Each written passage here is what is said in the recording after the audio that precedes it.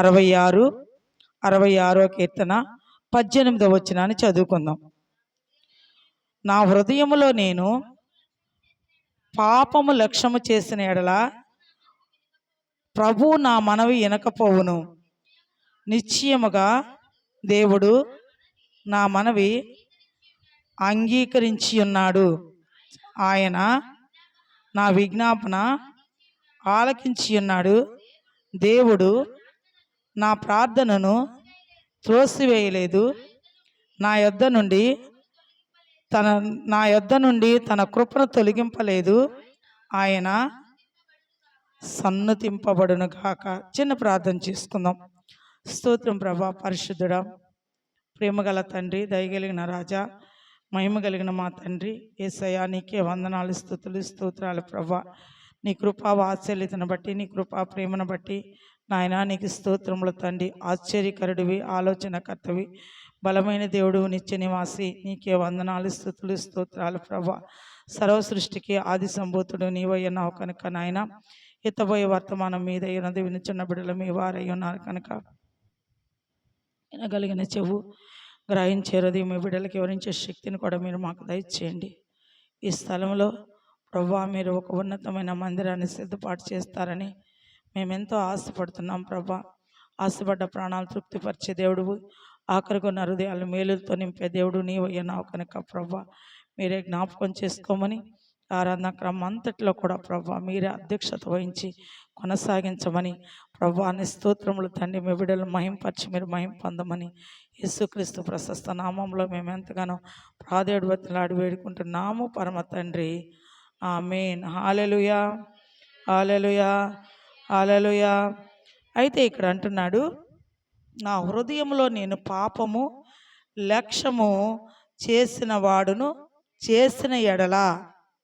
అయితే ఇక్కడ ఏమన్నాడు, నా హృదయంలో పాపము లక్ష్య పెట్టిన ఎడల, పాపం ఉన్న ఎడల నా ప్రభు నా మనవి వినకపోవును.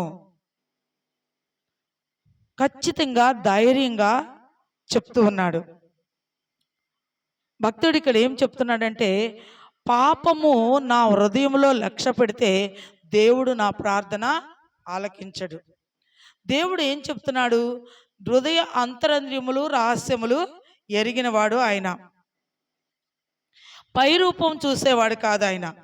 పై రూపం చూసేవాడైతే యెషయా ఇంటికి వెళ్ళినప్పుడు పెద్ద కొడుకునే అభిషేకం చేసేవాడు యెషయా కుమారుల్లో. కానీ సమూయేలుతో అంటున్నాడు, నేను పై రూపం చూసేవాడిని కాను. నేను పై రూపం చూసేవాళ్ళు మనుషులు చూస్తారు, కానీ నేను పై రూపం చూసేవాడిని కాదు. నేను హృదయ అంతరంద్రియములు రహస్యములు ఎరిగిన వాడినై ఉన్నాను కనుక ఆ యొక్క అరణ్యములో తిరుగులాడుతూ ఉన్న ఆ యొక్క భక్తిపరుడైన దావీదును దేవుడు చూశాడు. హల్లెలూయా. ఎక్కడ ఏ ప్రాంతంలో నిలిచి ఉన్నప్పటికీ కూడా నీ అంతరంద్రియములు రహస్యములు ఎరిగిన వాడు అయి ఉన్నాడు కనుక నీవు భక్తి చేస్తే, యథార్థమైన భక్తి చేస్తే, యథార్థమైన నీతియుక్తమైన భక్తి చేస్తే ఆ భక్తి ఖచ్చితంగా దేవుడు నీకు ప్రతిఫలము ఇస్తాడు. అందుకే ఇక్కడ అంటున్నాడు భక్తుడు, ఏమంటున్నాడో చూద్దాం. నా హృదయములో నేను పాపము లక్ష్యము చేసిన ఎడల ప్రభు నా మనవికి వినకపోవును. నిశ్చయముగా ఆ దేవుడు నిశ్చయముగా నా మనవిని అంగీకరించి ఉన్నాడు. నిశ్చయముగా నా మనవిని ఆయన అంగీకరించి ఉన్నాడు. ఎందుకంటే అతని హృదయంలో ఏమి లేదు, పాపము లేదు. నిర్దోషిగా, నిష్కలంకంగా, నిందారహితుడుగా, మరి ఆ యథార్థవంతుడిగా దేవుని సన్నిధిలో నిలబడి ఆయన కనపడ్డాడు కనుక ఆయన ప్రార్థన అంగీకరించాడు. హల్లెలూయా. మన ప్రార్థన అంగీకరించబడట్లేదంటే, మన ప్రార్థన దేవుడు వినట్లేదంటే దేవుని మన హృదయంలో ఏదో పాపం ఉంది, దేవునికి విరుద్ధమైనది ఏదో ఉంది. దానిని మనం ఏం చేయాలి, తొలగించినప్పుడు మన మనవులు ఆయన ఖచ్చితంగా ఆలకిస్తాడు. హల్లెలూయా. ఇంకా కిందకి చదువుదాం. ఆయన నా విజ్ఞాపన ఆలకించి ఉన్నాడు. చాలమ్మ. నిశ్చయంగా దేవుడు నా మనవి అంగీకరించి ఉన్నాడు, ఆయన నా విజ్ఞాపన ఆలకించి ఉన్నాడు. హల్లెలూయా. మన విజ్ఞాపనలు ఆలకించాలంటే మనం ఏం చేయాలి? యాకోబు రాసిన పత్రిక 4వ అధ్యాయం 3వ వచనం, మరి 4వ అధ్యాయం మొదటి నుంచే చదువుదాం. మీలో యుద్ధములను పోరాటములను దేని నుండి కలుగుచున్నవి? మీ అవయవములలో పోరాడు మీ భోగేచ్ఛల నుండియే కదా. అక్కడికి ఆగుదాం. నా హృదయములో పాపము లక్ష్య పెట్టిన ఎడల దేవుడు నా మనవి ఆలకించకపోకుండును కాక ఉండును అని చెప్తున్నాడు. ఇక్కడ ఏమన్నాడు? విభేదములు కలుగుతున్నవి. విభేదములు ఎందుకు కలుగుతున్నవి? మనలో అసూయ, దేశము, కపటము, మత్సరము నిలిచినప్పుడు ఒకరి మీద ఒకరికి ఏం కలుగుతుంది? అసూయ కలుగుతుంది. అవి నిజంగా మనకు లేకపోతే మనం అందరమే సహోదరులమి హెచ్చు తగ్గులు లేని వారిమి, హెచ్చు తగ్గులు లేకుండా జీవించే వాటిమి. హెచ్చు తగ్గులు జీవించాలంటున్నాడు. మనం దేనికోసం వాళ్ళకి విభేదాలు కలుగుతున్నాయి? మళ్ళీ చదువుదాం. మీలో యుద్ధములను పోరాటములను దేని నుండి కలుగుతున్న? యుద్ధాలు ఎందుకు వస్తున్నాయి? పోరాటాలు ఎందుకు వస్తున్నాయి? నేను గొప్ప అంటే నేను గొప్ప. మనకి దేశానికి యుద్ధాలు ఎందుకు వస్తున్నాయి? మా దేశం గొప్ప అంటే మా దేశం గొప్ప. మా దగ్గర చాలా ఆయుధాలు ఉన్నాయంటే మా దగ్గర చాలా ఆయుధాలు ఉన్నాయి. మనకు కూడా పోట్లాట్లు ఎందుకు వస్తున్నాయి అంటే ఒకరికొకరి తగ్గని జీవితం, ఒకరికొకరు లోబడని జీవితం, ఒకరికొకరికి సరిపెట్టుకొని రాసి పడని జీవితం జీవిస్తున్నాము. కనుక మనము యుద్ధములు, కొట్లాట్లు, తన్నుకోవటం, భార్యాభర్తల మధ్య కూడా కొట్లాట్లు ఎందుకు వస్తాయి? గొడవలు ఎందుకు వస్తాయి అంటే వాళ్ళ మధ్య ఏమి లేదంటే ఐక్యత లేదు, సమాధానపడి తగ్గింపు జీవితము లేదు. తగ్గింపు జీవితం. నా భర్త మాట్లాడుతున్నాడు అని భార్య తగ్గదు, భార్య మాట్లాడుతుందని భర్త తగ్గడు. ఎందుకంటే రాజీ పడే జీవితం లేదు. ప్రతి పరిస్థితికి రాజీ పడే జీవితం, తగ్గింపు జీవితం మనకి కావాలి. నేను ఎందుకు రాజీ పడాలి? నేను కష్టపడుతున్నాను కదా. నువ్వు బయటికి వెళ్ళి పని చేసుకొస్తుంటే నేను ఇంట్లో ఎంత కష్టపడుతున్నాను, పిల్లల్ని చక్కబెడుతున్నాను, ఇల్లంతా చక్కబెడుతున్నాను, ఇంట్లో పని అంతా చేస్తున్నాను, నువ్వు వెళ్ళి హ్యాపీగా ఆ పనేగా నువ్వు చేసి వచ్చేది, నేను కష్టపడుతున్నాను అని భార్య అంటే, నేను కష్టపడి వచ్చాను కాస్త మంచినీళ్ళు ఇమ్మంటే నేను చాలా కష్టపడుతున్నా వెళ్ళి ముంచుకో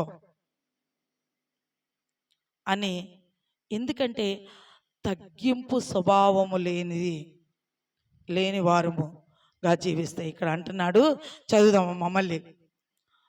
మీలో యుద్ధములను పోరాటములను దేవుని నుండి కలుగుచున్నవి. మీ అవయవములలో పోరాడు మీ భోగేచ్ఛల నుండియే కదా. మీరు ఆశించుచున్నారు కానీ మీకు దొరకటలేదు, నరకచ్చి చేయుదురు, మచ్చరపడుదురు కానీ సంపాదించుకొనలేరు, పోట్లాడుదురు, యుద్ధము చేయుదురు కానీ దేవుడిని అడగనందున మీకేమీ దొరకదు. మీరు అడిగినను మీ భోగముల నిమిత్తము వినియోగించుటకై దురుద్దేశముతో అడుగుదురు గనుక మీకేమీ దేని నిమిత్తం అడుగుతున్నారండి? భోగేచ్ఛల కొరకు, దురుద్దేశము కొరకు అడుగుతున్నారు. మనము అడిగేది న్యాయమైనదై ఉండాలి. మనం అడిగేది దేవునికి ఇష్టమైనదై ఉండాలి. మనం అడిగేది దేవునికి అనుకూలమైనది. ఏది బట్టి అది మనము అడగకూడదు. మనం భోగేచ్ఛల కొరకు అడిగేటువంటి వారిగా ఉండకూడదు. మనకు అవసరం, ఇది ఈ వస్తువు మనకు అవసరం, చాలా అవసరం, దాన్ని కొనుక్కోవాలి. ఎవరో చూడాలి, ఇల్లు అంతా అలంకరించేసుకోవాలి అని మనమేమి కూడా చేయకూడదు. మా పాప వాళ్ళ మా పెద్ద పాప వాళ్ళ ఆడపడుచు గవర్నమెంటు జాబ్ చేస్తుంది. ఆమె జాబ్ కూడా పెద్ద జాబ్ ఏమి కాదు, అటెండర్గా చేసింది. మరి ఆమె కొంటది ఉన్నది అద్దిల్లు. శాలరీ వచ్చిందంటే శాలరీ అంతా మొత్తము అయిపోవాలి. ఇంట్లో చిన్న వాటి కానించి పెద్ద వాటి వరకు.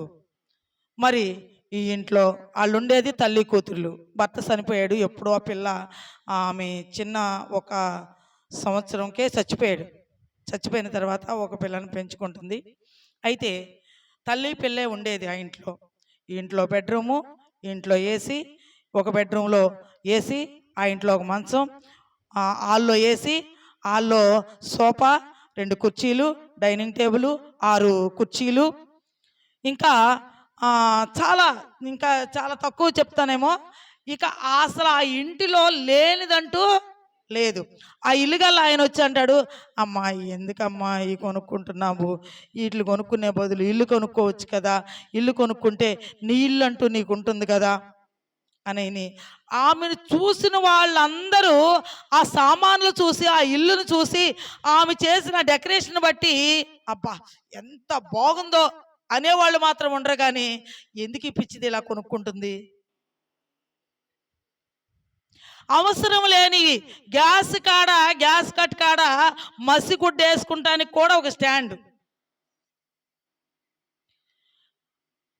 ఎందుకు వస్తుంది సంపాదన? ఓకే, వ్యర్థమైన వాటి కొరకు మనం ఖర్చు పెట్టేటువంటి వారంగా ఉండకూడదు. దేవుడు మనల్ని ఆశీర్వదిస్తే ఆశీర్వదించిన కొలది దేవునికి మహిమార్థముగా జీవించాలి, కానీ దేవునికి ఇష్టాలుగా జీవించాలి. కానీ వ్యర్థమైనవి మనము ఆ ఇల్లు చూసిన వారు, వాళ్ళ అమ్మ, వాళ్ళ నాన్న, వాళ్ళ సహోదరుడు అందరూ కూడా ఈ పిచ్చిది ఎందుకు ఇలా చేస్తుంది అంటారు. కానీ మా అక్క చాలా జ్ఞానవంతురాలు, మా అమ్మ చాలా మా కూతురు చాలా జ్ఞానవంతురాలు. మంచి కొనుక్కుంటుంది, మంచి అలంకరించుకుంటుంది. టీవీ చూస్తే ఏసీ కావాలి, బంధువులు వస్తే ఏసీ కావాలి. ఎవరో రారు, వాళ్ళ అమ్మ నాన్నే వస్తారు, ఎప్పుడన్నా వాళ్ళ చెల్లి వస్తుంది. ప్రియా సహోదరి సహోదరులారా, మీరు అడుగుతున్నారు, కానీ దేనికోసం అడుగుతున్నారంటే భోగేచ్ఛల కొరకు అడుగుతున్నారు. నా హృదయములో పాపము లక్ష్య పెట్టిన ఎడల నా మనవి దేవుడు ఆలకించడు. మరి పాపము లక్ష్య పెట్టితే, మన హృదయంలో పాపం ఉంటే ఆయనే మన యొక్క మనవి ఆయన ఆలకించడు. మనం అడిగేది దేవునికి ఇష్టమైనది అడగాలి. దేనికి ఇష్టమైనది అడిగితే దేవుడు ఆకాశ వాక్యలు ఇప్పి పట్టజాలనంత ఆశీర్వాదం ఇచ్చి నీ హృదయ వాంఛను తీర్చగలిగిన దేవుడు ఆయన ఉన్నాడు. కనుక ఆయన సన్నిధిలో ఆయనకి ఇష్టమైనది మనం అడగాలి. మరి చాలామంది విద్యార్థులు కష్టపడి చదవాలి, దేవుణ్ణి అడగాలి. కష్టపడి చదవకుండా పుస్తకాలు తల కింద పెట్టుకుని, ప్రభువా ఇదే నువ్వే చూసుకోవాలయ్యా, నీ నామానికి ఘనత తెచ్చుకోవాలయ్యా, నీ నామానికి మహిమ తెచ్చుకోవాలయ్యా, చర్చిలో నిలబడి సాక్ష్యం చెప్పాలయ్యా. ఓ సహోదరికి ఈరోజు బాల సరే నన్ను ప్రార్థన చేస్తాకి రమ్మన్నారు. సరే ప్రార్థన చేస్తానికి వెళ్ళిన తర్వాత ఏమైనా సరే ప్రభు తగ్గిస్తాడని ప్రభు మీద ఆధారపడాలి, నేను ప్రార్థన చేస్తాను. నేను వెళ్ళిన కాడి నుంచి ఆ అమ్మాయి ఒక మాటే అంటుంది, ఆంటీ బిళ్ళేసుకున్నాను ఆంటీ అంటుంది. సరే వేసుకుంది, దేవుని స్తోత్రం. బిళ్ళ సరైనది కాదు, బిళ్ళ పని చేయట్లా, బిళ్ళ సరైనది కాదు, బిళ్ళ పని చేయట్లా, ఇదే అంటుంది. ఇంకా ప్రార్థన ఎందుకు? ఆ మాట ఒక 10 సార్లు అంది. సరేలే నేను రూని రాసి ప్రార్థన చేస్తానమ్మా అనేసి అన్నాను. ప్రార్థన చేశాను, పెద్ద వాంతి అయిపోయింది. బిళ్ళ సరైనది కాదంటీ, సరైనది అయితే ఈ పాటి తగ్గిపోయేది, సరైనది కాదంటీ. సరే కాసేపటికి ఏం చేశారు, ఇక బాగా ఎక్కువైపోతుంటే హాస్పిటల్కి తీసుకెళ్లారు. డాక్టర్ ఏదో ఇంజక్షన్లు 2 ఇంజక్షన్లు చేశారంట, మరి తగ్గినట్టుంది. తీసుకొచ్చారు. దేవుడి మీద విశ్వాసం లేనప్పుడు యాజకుల దగ్గరికి రాకూడదు. యాజకుల దగ్గరకు వచ్చారంటే దేవుని మీద విశ్వాసంతో దేవుడు స్వస్థపరుస్తాడు, దేవుడు చేస్తాడనే విశ్వాసం ఉంటే మనం ప్రార్థన చేసుకోవాలి. లేకపోతే డాక్టర్ల దగ్గరికి వెళ్ళిపోవాలి. అంతేకాని పదే బిళ్ళ మంచిది కాదు, బిళ్ళ మంచిది కాదు, ఇట్లా బిళ్ళ మంచిది కాదు లేదండి. ఇక మనకి దేవుని మీద కన్నా మీద ఉంది. అలాగే మనలో బాధ్యత అంటే మనం దేవుడి మీద ఆధారపడాలి. దేవుడి మీద మనం ఆధారపడితే కార్యం ఎలా జరిగిద్దండి? ఆధారపడట్లేదు చాలామంది, దేవుడి మీద ఆనుకోవట్లేదు చాలామంది, ఆనుకోకుండానే ఇలా ఉంటున్నారు, ఇలా బ్రతుకుతున్నారు. ప్రియా సహోదరి సహోదరులారా, దేవుని సన్నిధిలో దేవుని మీద ఆనుకున్న వారికి దేవుడు ఎంతగానో కార్యసిద్ధి కార్యనిర్వహణ జరిగించగలిగిన సమర్థుడు ఆయన ఉన్నాడు. కనుక ఇక్కడ అంటున్నాడు, మీరు అడుగుతున్నారు కానీ మీ భోగేచ్ఛల కొరకు అడుగుతున్నారు కానీ మీ భోగేచ్ఛల కొరకు అడుగుతున్నారు, అది మీకు దొరకట్లేదు. మళ్ళీ ఒకసారి చదువుకుందాం, 3వ వచనం చదువుకుందాం. మీరు అడిగినను మీ భోగముల నిమిత్తము వినియోగించుటకై దురుద్దేశముతో అడుగుదురు గనుక మీకేమీ దురుద్దేశంతో అడుగుతుంటే ఏం దొరికిద్దండి? వెళ్తున్నాను కానీ ఏం దొరకట్లేదు, ఏమీ దొరకటం లేదు. ఇంకొక మాట చూద్దాం, 1:6 కూడా చూద్దాం. అదే యాకోబు పత్రిక 1:6 వచనం కూడా చదువుదాం. అయితే అతడు ఏమాత్రము సందేహించక విశ్వాసముతో, ఏమాత్రం అడిగేవాడు ఎలా అడగాలండి? విశ్వాసముతో అడగాలి. హల్లెలూయా. ఏమాత్రము సందేహం లేదు, దేవుడు ఉన్నాడనియో, మనకు ప్రతిఫలం ఇస్తాడనియో, ఆయన శక్తివంతుడనియో, ఆయన బలవంతుడనియో, ఆయన ఆత్మస్వరూపి అయ్యే ఉన్నాడని మనల్ని ఖచ్చితంగా తాకుతాడు, మనల్ని ఖచ్చితంగా ముడతాడు, మనకు కావలసిన ప్రతి అవసరత తీరుస్తాడని ఏమాత్రము సందేహం లేకుండా అడగాలి. విశ్వాసంతో అడగాలి. సందేహించేవాడు గాలికి ఎగిరిపోయిన పొట్టు వలె ఉన్నాడు. సందేహిస్తూ అడిగిన వాడు గాలికి కొట్టుపోయిన పొట్టు వలె ఉన్నాడు. వాడు ప్రార్థన దేవుడు ఆలకించడు. హృదయంలో పాపం లక్ష్య పెట్టితే ఆయన ప్రార్థన ఆలకించడు. సందేహం లేకుండా అడగాలి. మన భోగేచ్ఛల కోసం మనం అడగకూడదు, నెరవేర్చుకుంటానికి మనం అడగకూడదు. దేవుని సన్నిధిలో మనము అతిశయపడుతూ అడగకూడదు, అతిశయించేటువంటి వారంగా మనం ఉండకూడదు. నా ప్రార్థన వింటున్నాడు, నా మనవలు వింటున్నాడు, ఏదైనా చేస్తాడు అని కూడా గర్వం అనేది దేవునికి అసహ్యం. గర్వం అనేది మన యొక్క జీవితంలో కొంచెం కూడా రావటానికి వీల్లేదు. ఇంకొక మాట చూద్దాం, చూడండి. మత్తయి సువార్త 6:7 ఒక మాట చూద్దాం. 6:7. మరియు మీరు ప్రార్థన చేయనప్పుడు అన్ని జనుల వలె చదవండి. విస్తరించి మాట్లాడుట వలన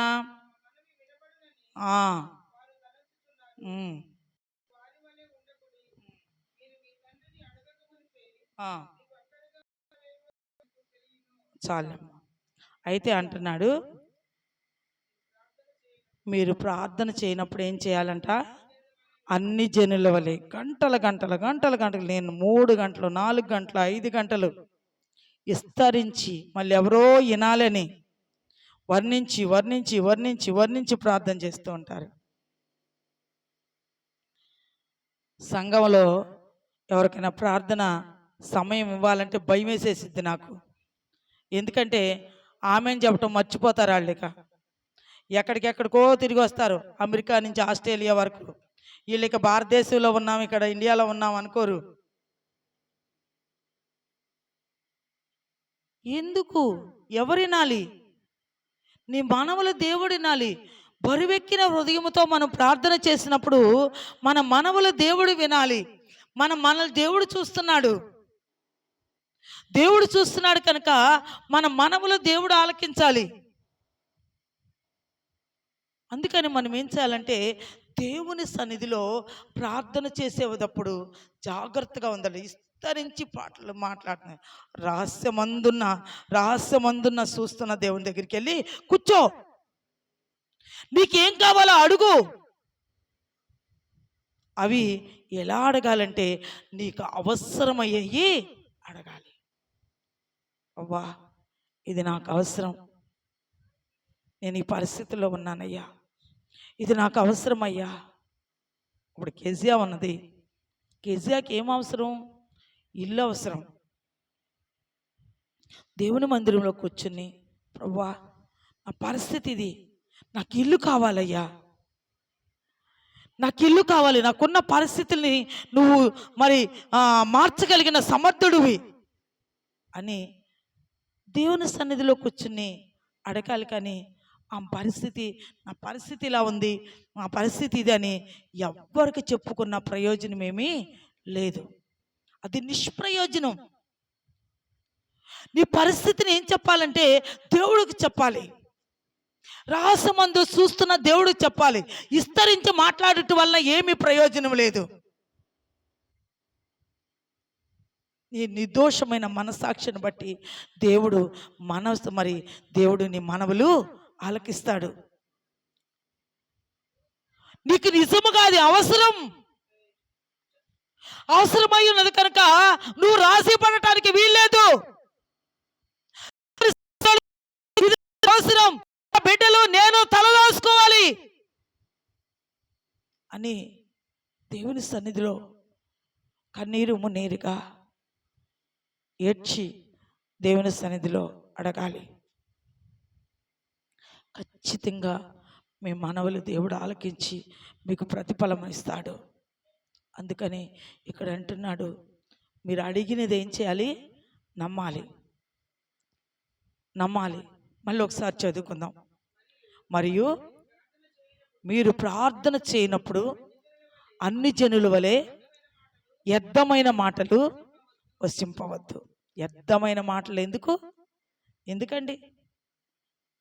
ఆయన మీ నాయన, ఆయన మీ తండ్రి, నిన్ను సృష్టించిన వాడు నీ భర్త, నీ మనవలు ఆరగిస్తానికి సమీపంగా ఉన్నాడు. వ్యర్థమైన మాటలు ఎందుకు? నీకేది అవసరమో అదే అడుగు ఖచ్చితంగా. నా దేవా, ప్రియా సహోదరి, పోవడం తప్పలేదు దేవుణ్ణి, కానీ కూర్చో, నిన్ను సృష్టించిన వాడు నీ భర్త అయ్యి ఉన్నవాడు అన్నావయ్యా. నా భర్తవి, నా సహోదరుడు, నా తండ్రివయ్యా.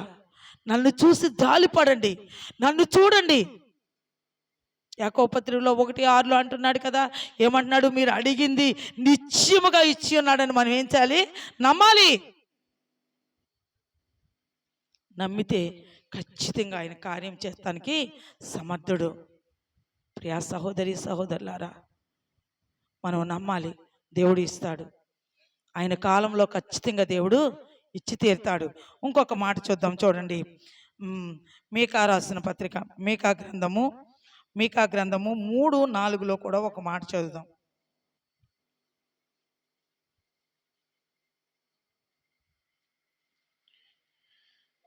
వారు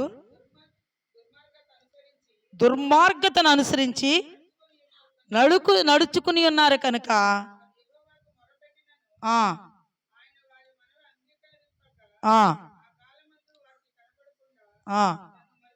తన్ను మరుగు చేసుకున్నాడంటండి. దుర్మార్గతను అనుసరించి నడుస్తూ ఉండగా ఆయన వాళ్ళు మొరపెట్టినా సరే ఆయన ముఖం ఏం చేసుకున్నాడండి? మరుగు చేసుకున్నాడు. ఆయన అసలు ఏమంటున్నాడు?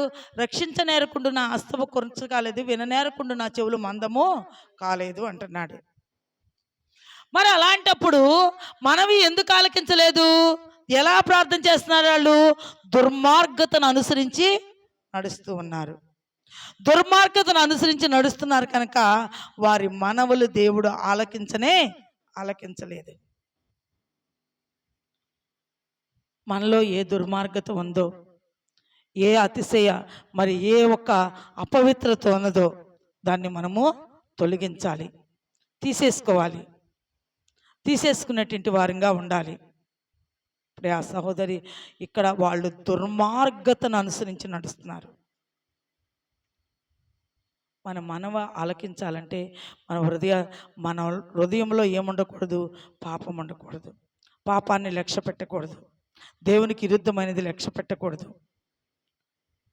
మరి దాచుకోకూడదు. అయితే అంటున్నాడు ఇక్కడ, వారు దుర్మార్గతముగా ఉన్నారు కనుక వారి మనవులు ఆలకించబడలేదంట. మన మనవులు ఆలకించట్లేదంటే మనలో ఏదో అతిక్రమలు ఉన్నాయి, ఏదో దుర్మార్గత ఉంది. అందుకే మన మనవులు అయినా ఆలకించట్లేదు. అందుకని మన మనవులు ఆలకించాలంటే మనలో నుండి దుర్మార్గత తీసేసుకోవాలి. సామెతలకు రాసిన సామెతల గ్రంథము 21:13, సామెతలు 21:13లో కూడా ఒక వచనాన్ని చదువుకుని వాక్యాన్ని ముగించుకుందాం. దరిద్రులు చెవి మూసివాడు తన మొరపెట్టినప్పుడు అంగీకరింపబడదు. దరిద్రులు మనకు కంటపడినప్పుడు వారి మొర్ర వినకుండా వారు ఏం చెప్తున్నారో, మరి ఏం అడుగుతున్నారో, ఏమి ఆశిస్తున్నారో వాది వినకుండా చెవి మూసుకున్నప్పుడు వాళ్ళ మొర మనం వినాలి. ఇప్పుడు దేవుడు సర్వసృష్టికి ఆది సంభూతుడు. ఆయనకి ఏదైనా సాధ్యమే, అసాధ్యమైనది లేదు. మనం అడిగింది ఆయన ఇస్తాడు అని మనకి ఒక నమ్మకం. మన దగ్గరికి వచ్చి ఎవరైనా దరిద్రులు మనకి అమ్మా ఇది కావాలి, లేకపోతే అయ్యా ఇది కావాలి అని మన దగ్గరికి వచ్చి సమస్య చెప్పుకున్నప్పుడు ఆ సమస్యని సాధ్యమైనంత వరకు పూర్తిగా మనం తీర్చలేకపోయినా కొంత మట్టికైనా వారికి ఉపశమనము కలిగించేలాగా మనం విని మరి మనం చెయ్యలేకపోయినా చేసేవారిని బట్టైనా వారికి పరిచయం చెయ్యాలి. చేసే మార్గమైనా మనం చేయలేకపోతుంటే ఆ మార్గాన్నైనా మనం చూపించాలి. ఎందుకంటే అయ్యా అమ్మా చేయాలని ఆశ ఉంది కానీ చేసే స్థితి నా దగ్గర లేదు, అయితే చేయగలిగిన దేవుడు ఉన్నాడు, రామ్మ మన ఇద్దరం వెళ్ళి దేవుని దగ్గర మొరపెడితే దేవుని యొక్క దేవుడు మన మనవులు ఆలకిస్తాడు, అంగీకరిస్తాడు అని మనం ఏం చేయాలంటే దేవుని సన్నిధి కన్నా చూపించాలి. ఎప్పుడు ఇదేలే ఇంకా అంతకన్నా ఏముంది అని మనము తీసివేయకూడదు. వినాలి, వారి మనవులు మనం వినాలి. విన్నప్పుడు మన మనవులు కూడా దేవుడు ఆలకిస్తాడు. మన మనవులు ఆలకించాలి అంటే మనము కూడా దరిద్రుల యొక్క మనవిని మనము వినాలి. వారికి ఉన్న కష్టాన్ని బట్టి వినాలి. విన్నప్పుడు ఖచ్చితంగా దేవుడు ఆలకిస్తాడు. ఇళ్లలో కూడా మోసగాళ్ళు ఉంటారండి. మొన్న మేము ఏం చేసామంటే ఊరు వెళ్తున్నాం, రైల్వే స్టేషన్లో వెళ్తూ ఉంటే నేను దాటి వెళ్ళిపోయాను. అమ్మగారు అని పిలుస్తుంది. ఎవరో తెలిసిన వాళ్ళలాగా పిలుస్తుంది ఆ అమ్మాయి. ఎవరు పిలుస్తున్నారనేసి వెనక్కి తిరిగి చూస్తే మరి అమ్మా నేను చాలా బాధలో ఉన్నానమ్మా, నా తమ్ముడు కాలు ఇరిగిపోయిందమ్మా, వాడి భారం కూడా నా మీద పడిందమ్మా, నేనేం అవిటిదాన్నమ్మా, మరి నాకు కొంచెం ప్రార్థన చేయండి అమ్మా, కొంచెం ప్రార్థన చేయండి అంది.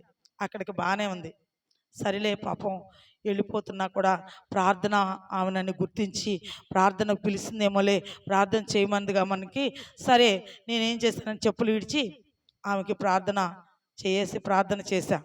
చేసిన తర్వాత అంటుంది, ఓళ్ళంత బాధ్యత నా తమ్ముడిది, మరి ఎవ్వరూ లేరమ్మా, అతడు చూస్తే బాధ, మరి చాలా బలహీనుడిగా ఉన్నాడు, నేను కూడా చాలా బలహీనంగా ఉన్నాను, ఏదైనా తోసినంత సహాయం చేయండి. ముందేమో ప్రార్థన, ఆమె బాగానే ఉంది, చక్కగా ఉంది, కానీ ఆమె ఎలా మాట్లాడుతుందంటే తోసిన సహాయం. ప్రార్థన అడిగింది. ప్రార్థన అడిగితే బాగానే ఉంది. అమ్మా దేవుడు చూసుకుంటాడు, దేవుడు గొప్పోడమ్మా, దేవుడు చూసుకుంటాడు, నాకు సహాయం చేస్తున్నాడు, నన్ను నా తమ్ముడు పోషిస్తున్నాడు, మరి మేము ఏమి కొదులేదమ్మా, బాగుంది, నాకు చిన్న ప్రార్థన చేయమ్మా చాలు అంది. తర్వాత ఏమన్నా సాయం చేయండి ప్రయాస. అలాంటి మోసగా ప్రవర్తించే వాళ్ళు మేము తాటాకింట్లో చాలా పూరిపాకలో మేము ప్రార్థన పెడుతున్నాం. సరే ఒక అతను వచ్చాడు, అమ్మా నాగార్జున హాస్పిటల్లో మా ఆవిడని పెట్టాము, మరి గుండె జబ్బు, డబ్బులు లేక వచ్చామమ్మా అనేసి అడుగుతుంటే సంఘం అంతా ఏం చేశారంటే అతని మాటలకి అతని ఏడుపుకి స్పందించి అందరము తల కొంచెం ఇచ్చేసాం.